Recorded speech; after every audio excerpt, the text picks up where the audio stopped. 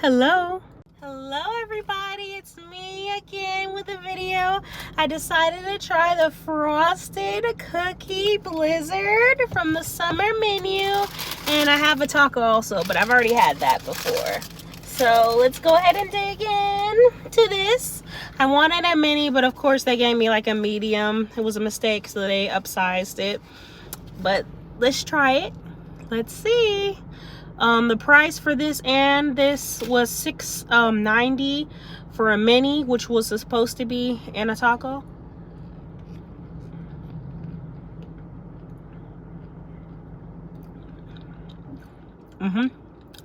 Good, sweet. The portions of the cookie is good. The cookie is fresh. It's delicious. I like this. I would say about 8 out of 10. I would get again. Try it. It's good. It's I dare